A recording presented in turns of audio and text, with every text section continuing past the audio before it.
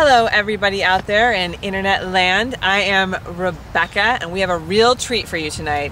None other than the Melissa Walker of the Walkers.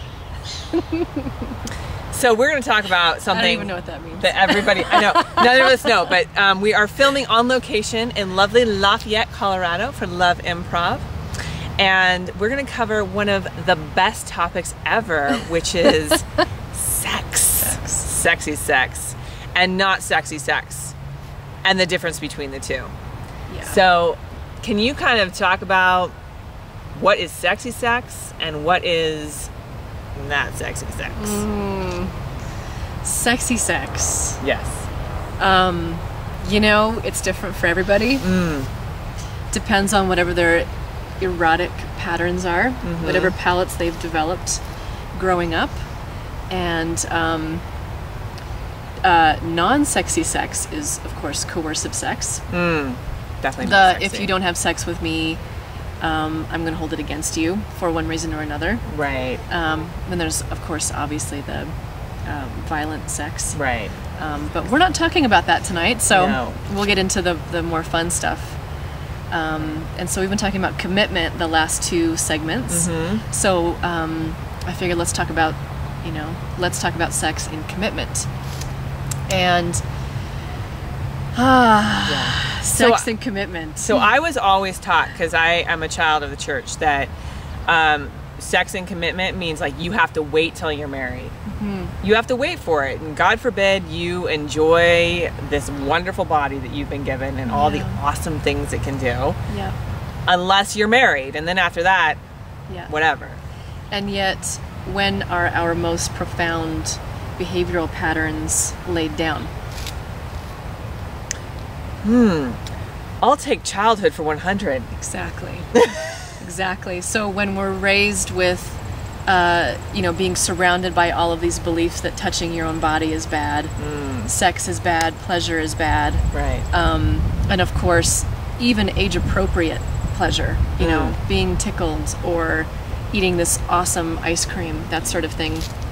And just, learning about our bodies as they develop. Right. When we're reflected back negative messages about that, those messages are internalized.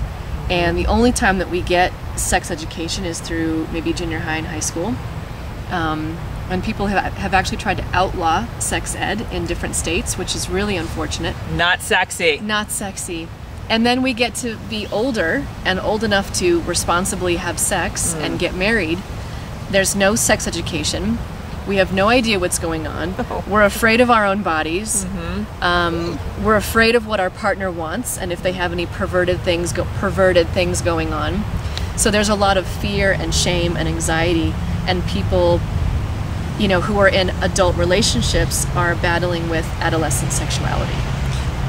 Wow, just nail that to the bulletin board. People in adult relationships are battling with adolescent sexuality, which can be really not, and then you mix commitment in there and what that means, and we've talked about the we of commitment, like coming together and it being all hot, and then the me, the roles you play and how you can kind of lose the fire. And that statement is so powerful.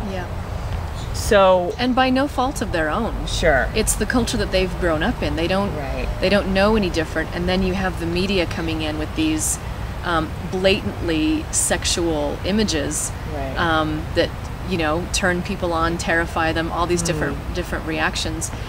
And there aren't a lot of venues for us to have a good conversation about what mature sexuality looks like, and to have the freedom, and the curiosity to follow my erotic impulses and see what is it that I actually like. I don't know.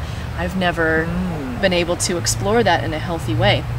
So a commitment can be a great place, actually, in a committed relationship, to explore all of these pieces that have been shamed and repressed and pushed down, and start to talk about, these are the fantasies that I have. What would happen if we did this? What would? Yeah.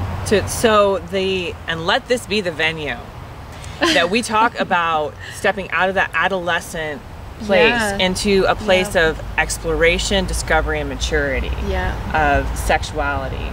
And maybe you can talk a little bit about what that looks like. What does that look like? Absolutely. So, first of all, it's recognizing that sexuality is a mysterious enigma, and it changes throughout our entire lifespan. What turns us on at this point in our life doesn't turn us on when we're 30, and maybe something else turns us on when we're 60 and 80, you know? Right, yeah. So understanding that sexuality changes and grows with us, and allowing ourselves to get some education around that, to explore curiosity, all those things, and to be apprenticed to our own sexuality and to apprentice to our partner's sexuality too, so that we're not taking that person for granted. So staying alive and aware in the moment, and really to bring this all back around, having enough room for our sexuality to breathe. Yeah. As opposed to living within the model that we were handed. And to forgive our partner. Yeah, that, I mean, there's some complexities to it, and if you are curious about sexuality and how to really fully embrace it, you can reach Melissa at melissawalkerdmt.com. So Melissa, thank you so much for interviewing with us today. Thank you, Rebecca. Yeah, I'm Rebecca for Love Improv. Keep it sexy.